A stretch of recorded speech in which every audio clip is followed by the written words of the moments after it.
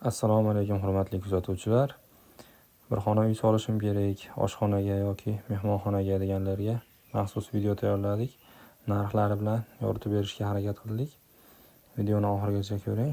Qo'llab-quvvatlab tursalaring, xudo xolasa biz ham shunaqa video chiqarishda davom etamiz. Betonlari 50, bo'yi 50 ga, yana 50 bo'pti. Semuniga 1 tonna 700 semun ketdi. Oq shag'aldan ishlatdim deyapti.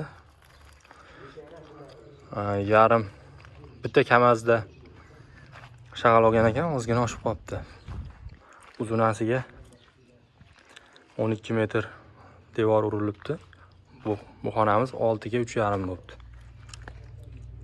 Balandligi 270. Xudo xolasa.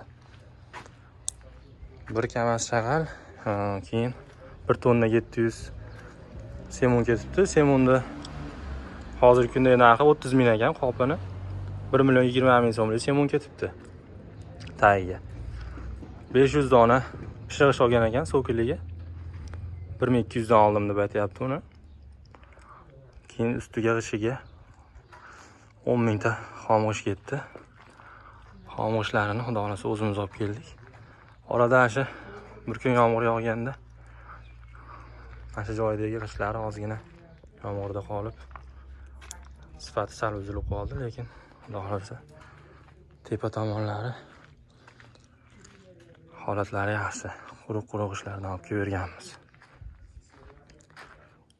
10 mingta g'ish bilan mana shu holatga kelibdi. Xudo xolasa bitadi, shu bilan sismalarni qo'yamiz deb aytishyapti. G'ish kerak bo'lsa, bemalol aloqaga chiqaverasizlar. Sifatli g'ishlardan yetkazib beramiz inshaalloh. Manzilimiz Farg'ona viloyati Quva tumanida. Hammaga rahmat, sog' bo'ling.